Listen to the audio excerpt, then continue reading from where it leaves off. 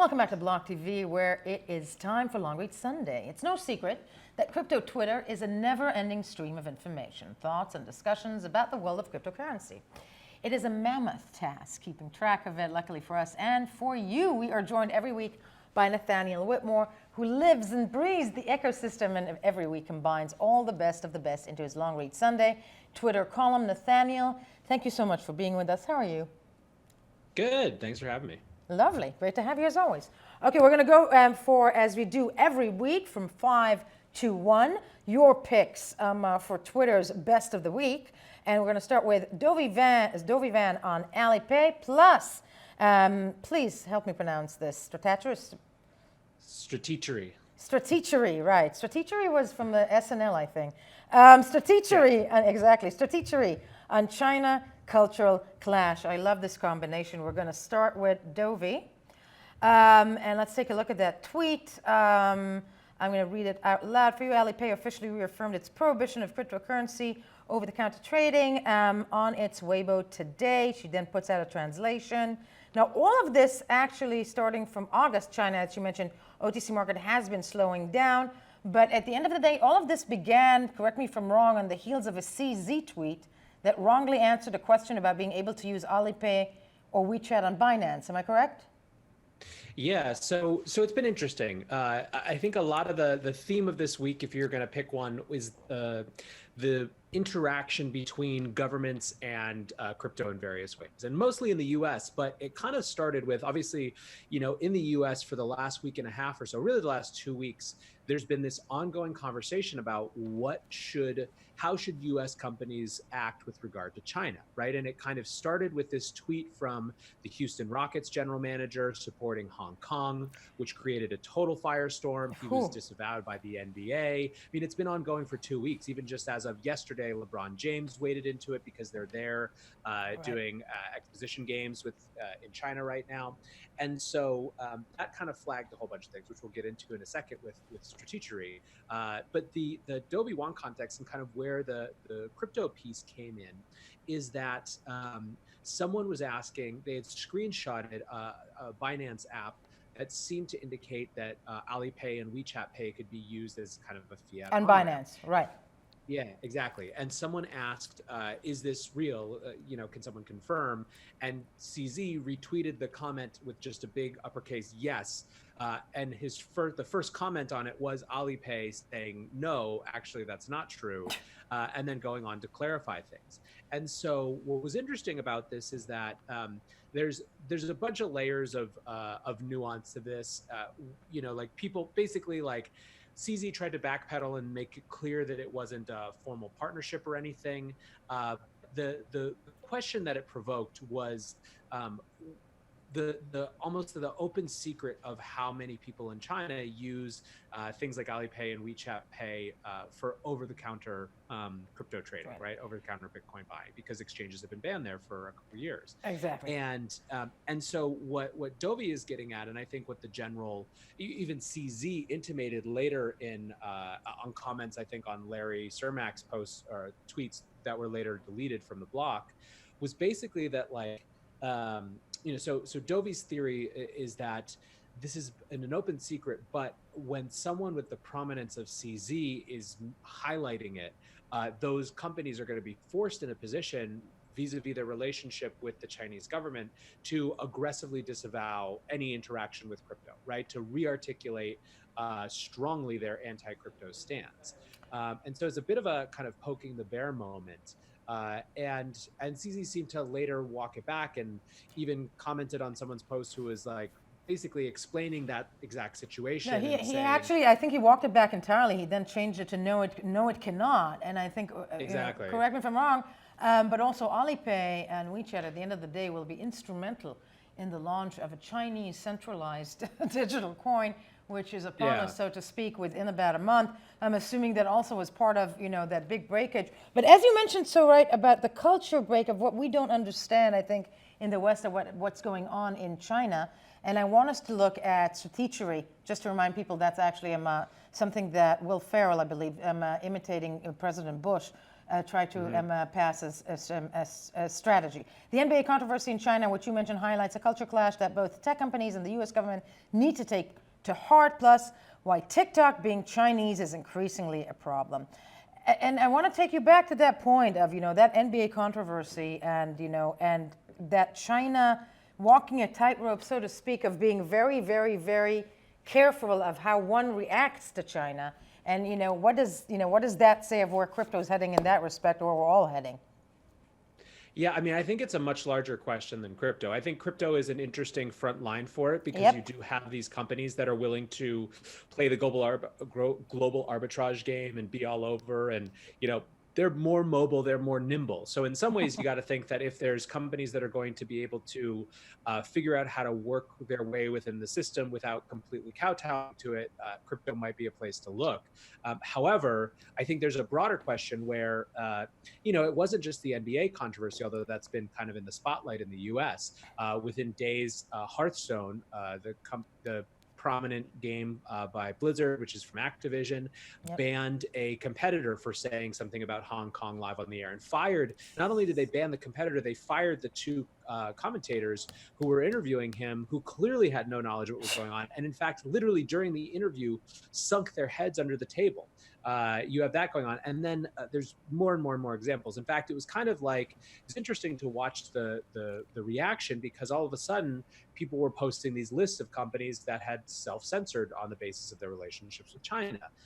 And, what Ben Thompson, who's the writer of the Stratechery newsletter, was getting at here is that this has been bubbling and brewing since Bill Clinton, really, and since policies in the 1990s.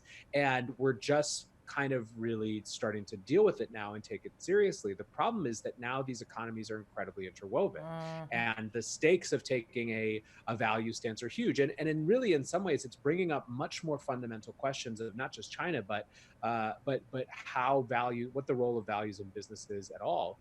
And it's an uncomfortable thing that actually I think frags political alignment in a lot of ways. Like when this happened, you're seeing some of the most kind of rabid pro-freedom Republicans come out aggressively against China, but then you also have Elizabeth Warren coming out against China. Right. And so it's kind of across the political spectrum. But then within those designations, too, there's going to be other people who feel like business isn't really the place to input politics. So it's I think I flagged it here because although there's huge relevance for crypto given just how global this market is, and given just how important China is in the the overall ecosystem, the infrastructure, et cetera. It's huge for us, but it's bigger than that. I think it's one of the most confounding business issues in the world today. Confounding business issues in the world, and there are those who would argue with that.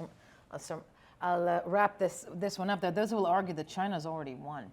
That big race of who has the more power. I'm really simplifying this right now in the world, and there are those who would argue that China's already won that battle. But moving to number 4, Sasano and Vitalik plus Cyrus and MCD from DevCon and CFTC pro-ETH comments. Let's start with the summary of Vitalik's post regarding ETH1 to sharding to.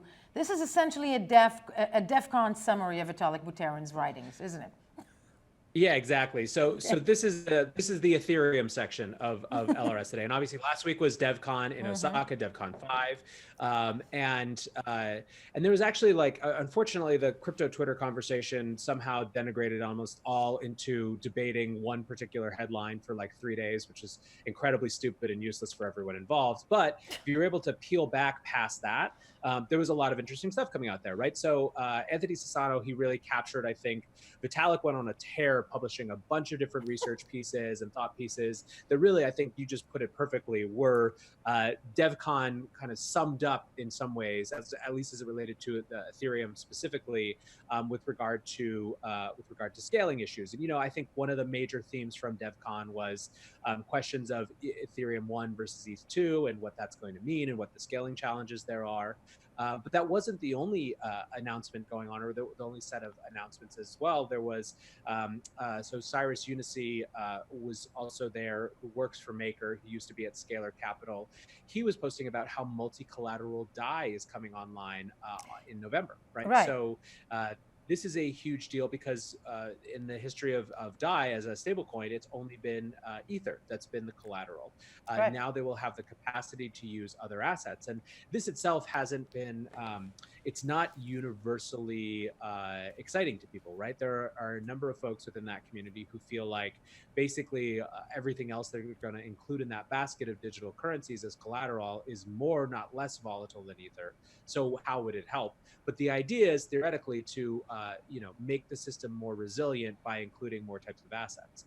And in fact, in their long-term vision, they see a world in which you could have offline assets as well, real estate, whatever, other types of assets that are all part of this basket that keeps DAI really stable.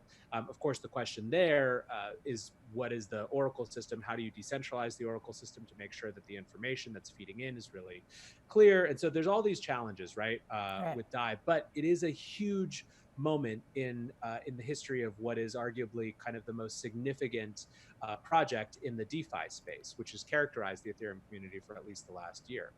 So you have all that going on, and then simultaneously, as we'll see from kind of the rest of this of LRS this week, it was not a good week from a regulatory comment, government pressure standpoint for basically crypto Everyone. as a whole. Yeah.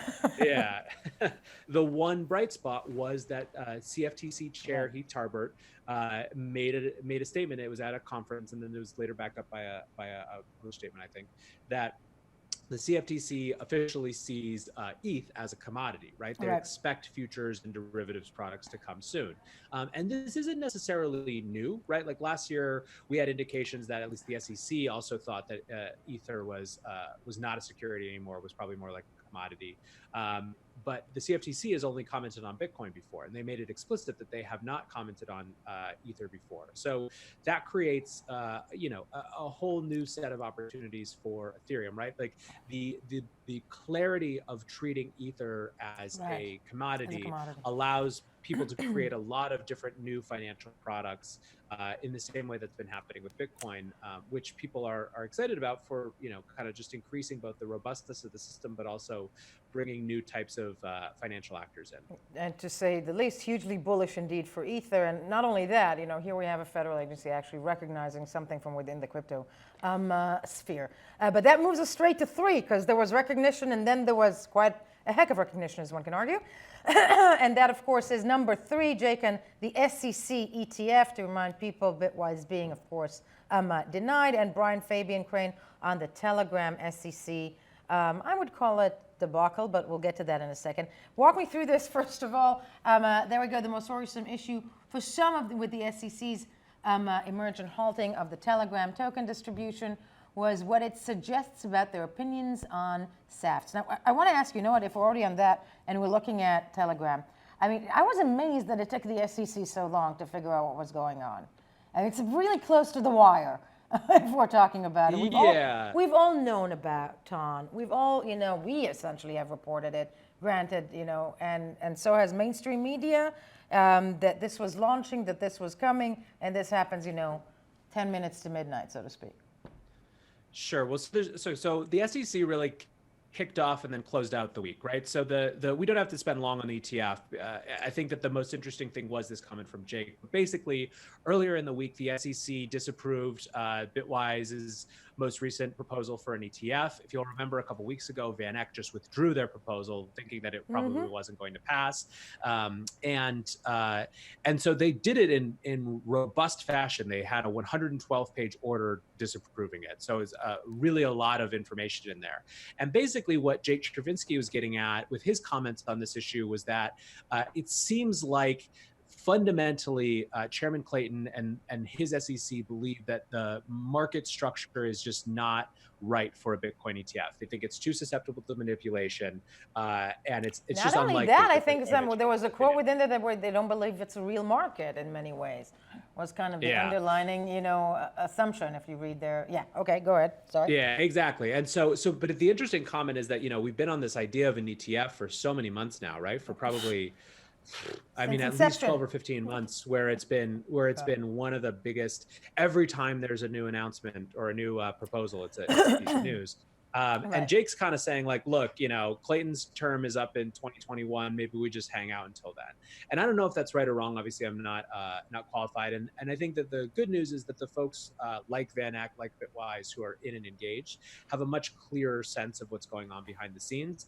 And probably the only way to get the SEC comfortable with these things is to continue to have those organizations advocating and pushing these proposals through and trying over and over again. And but it does seem to be a more definitive indicator in some ways of how the SEC feels than perhaps what we've seen before. So that was kind of why it was notable, I think, last week.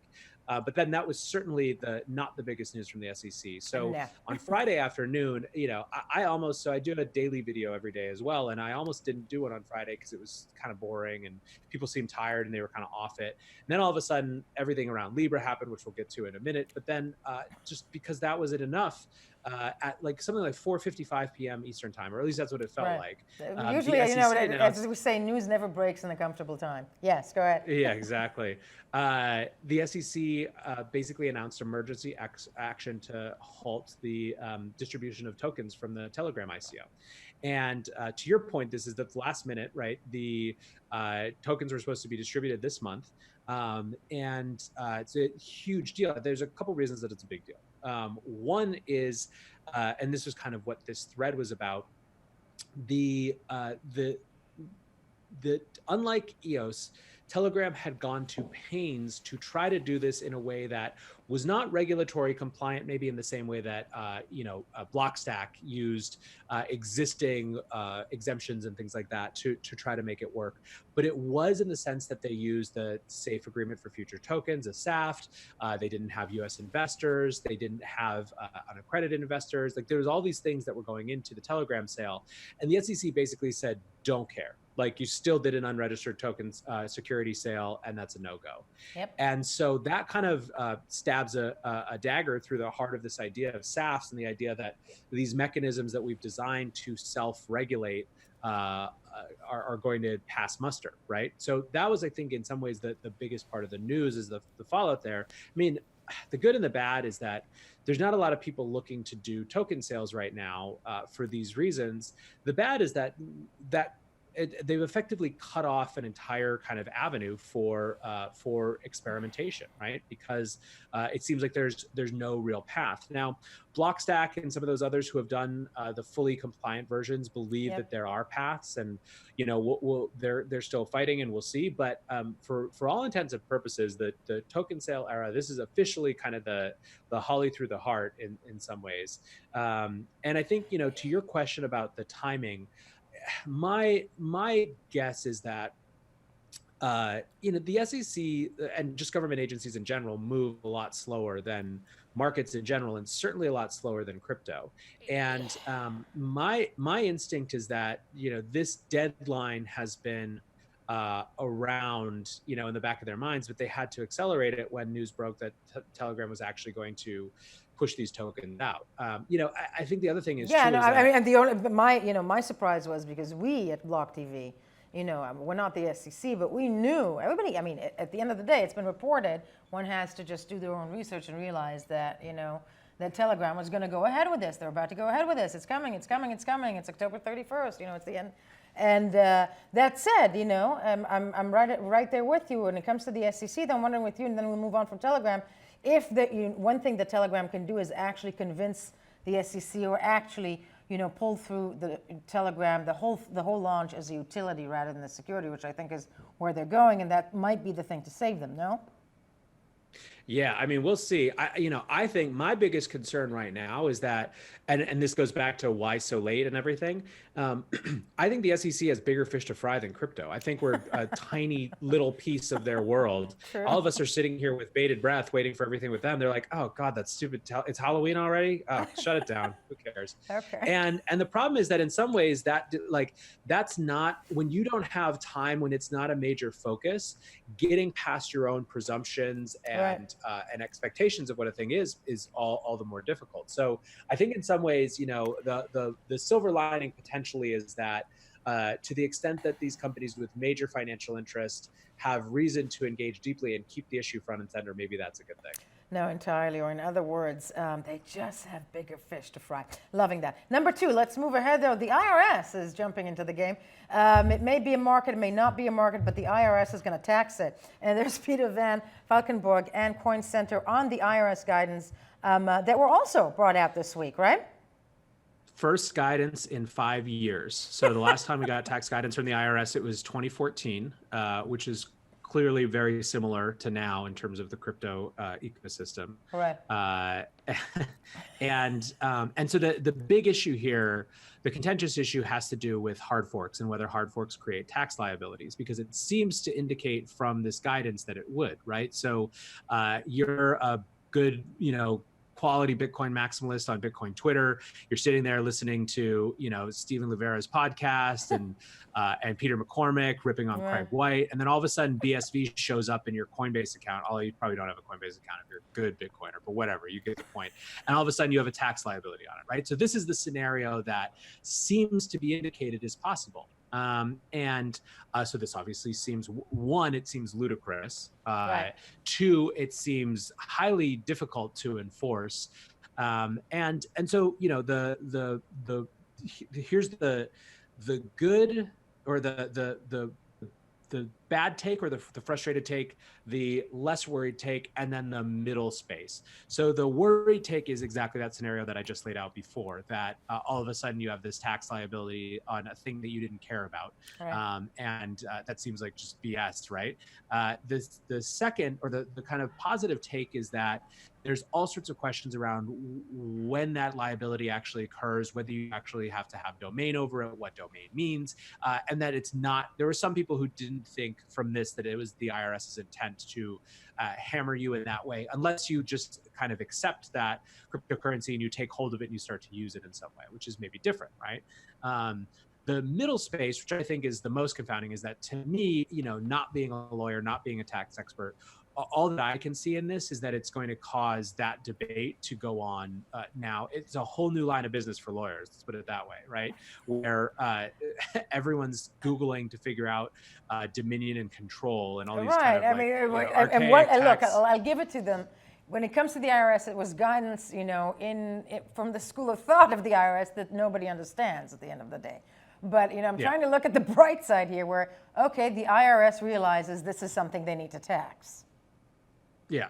Okay. Basically, yeah. So I don't think it's, I don't know. I don't really see the bright side. I think it's going to cause enormous numbers of new headaches. That is an understatement, but I'm with you on that one. Tax is never good for anyone. But that said, is it recognition? Moving to number 1, though, Colin Belton and Gabor on Libra. Yes. Wow, Libra. And before we delve into this, Nathaniel, I got to ask you, and I think I'm going to do it every time we speak from now on. Do you think Libra is even going to happen? Should we start betting on this? I mean, I do, because I think that so I do, with one caveat. I do, in the sense that I don't think that even defection of high-profile members is going to stop them if they want to do it. I don't think. Okay. You do because. Go ahead. Yeah, because I think the biggest way that I see it not happening is that if Zuckerberg can effectively trade scrutiny on Libra and getting himself to stop Libra for scrutiny in other parts of his business, right? Yeah. If he can use Libra as a bargaining tool to not have to break up the company, I think that he might. Wow. That's like, there is a part of me, I don't think that that's why they got into this. I think it's sincere, but I do think that there's a huge amount of unfinished business that the US government has with Facebook. But Zuckerberg's going to testify, though, next week on Tuesday, I know, but you and I actually, so we'll see. On Tuesday, you and I actually, I think when Marcus was in front of the Senate and the Congress, both you and I agreed, and I'm reminding us, that they should never put Zuckerberg on that seat again. And here they are doing it. So it's going to be really interesting to see how that comes about when it does next week. But talk me through, and Twitter this week and Libra in that respect. Seriously taking a minute and looking at those letters that were sent, which FYI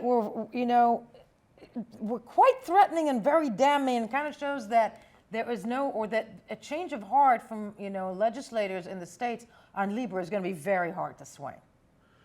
Yeah, I mean, basically, okay, so early in the week, Sherrod Brown, the Democratic senator from Ohio, and Brian Schatz, Democratic senator from Hawaii, Right, sent this both of letter. whom had been extraordinarily critical. Brown is the head of the Senate Banking Committee, or one of the two co-chairs. They sent these open letters to the CEOs of Stripe, Visa, and MasterCard, basically Yep. saying that they needed to leave the chilling Libra project. And there were two major parts. There was a carrot and a stick part of their argument, kind of. The carrot was this big long paragraph about how Facebook Messenger was culpable for child sex trafficking, Yep. effectively, did they want to be a part of that? And the stick part was, if you do this, if anyone does this, if anyone is a part of this association, We're coming for you. we are going to be coming at you aggressively, not just in this part of your business, but in all parts of your business. And so there's a lot to unpack here. One, so Gabor, I think, really categorized just how weird this was in some ways, but he was kind of, his tweets were reflective, I think, of a lot of people's feelings. So the first thing that's weird is, or that's just kind of intense about this, is we spend time debating things like the energy FUD and stuff like that as major Bitcoin FUD. Crime is still the biggest FUD when it comes to regulators. It is still the easiest argument to make. These technologies enable violent, predators and maybe terrorists too. And we're hearing that every time. Right? Exactly. We hear that every time. Yeah. Mm-hmm. And it hasn't gone away, despite the fact that there's, many other people pointing out other use cases, and there has been for years. Doesn't matter. Effectively, people are saying, we've got a money that works well enough. Why would you accept this new version that makes it so much easier for all these bad people to do bad things?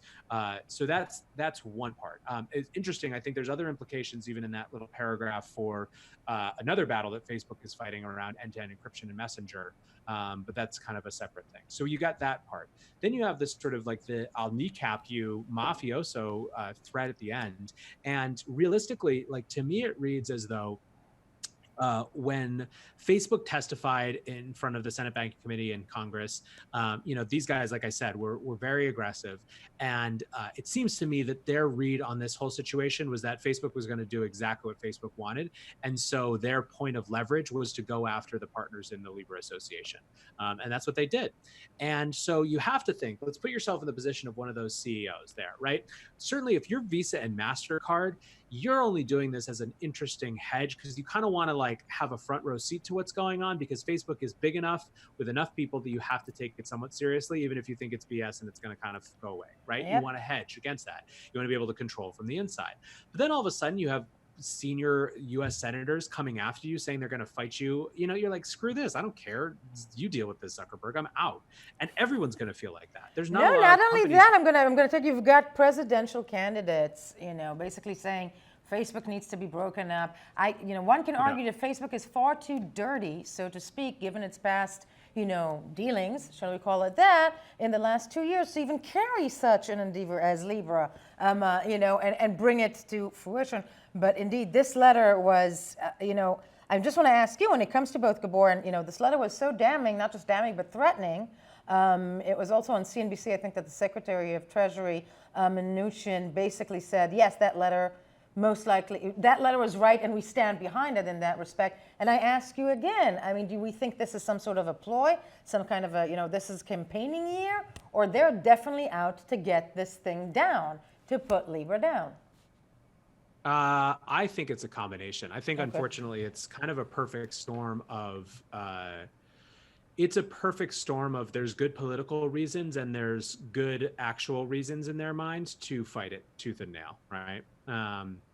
I think that what I liked about, so actually let's finish the story off for those who somehow missed on Friday when everyone left. But basically Friday, just a few minutes before the SEC Telegram thing, first, I think eBay, and then Stripe and MasterCard, and then Visa a couple minutes later. And since then, 3 or 4 Today, more. Booking Holdings all of the payments partners, and Mercado Global, I think, all left. And so basically now they've subsequently announced their first actual 21 association members, which reads basically like a murderer's row of people who also don't like government, like Uber and things like that.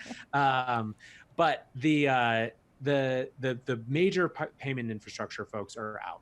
And so these guys won, right? I mean, there's no other way they got a W in their column for last week. And so what I liked about this thread from Collins was that man, you don't have to like Libra, you don't have to like Facebook to not love the idea of strangling a potential innovation in its crib before giving it a chance. I mean, especially like we're talking about Zuckerberg actually agreeing to come and testify in front of Congress next week, which is almost as good as killing the thing anyways, practically speaking. But instead they went after this group. And I think that I felt this way for a while. I don't believe that we've seen actual real attacks from the US government, at least on the cryptocurrency industry, on Bitcoin. I think we've seen a fraction of the pressure that they could exert.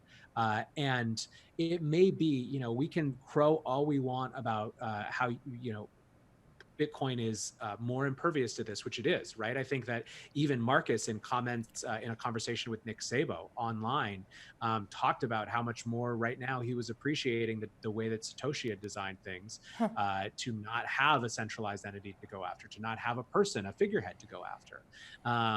We can appreciate that, but at the same time, functionally, we interact with Bitcoin through a variety of regulated businesses, right? That create mechanisms for us to get in and out of the space, for us to do things with it.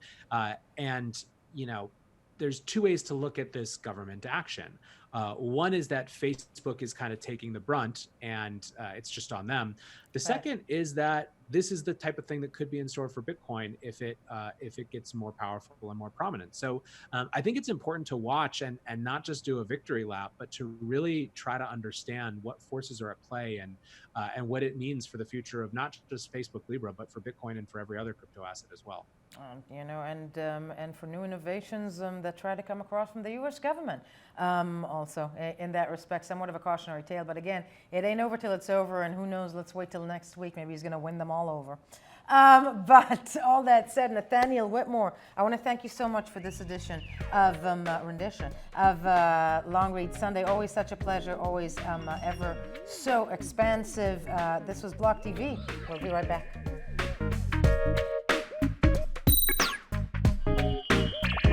For more news and updates, follow us on Twitter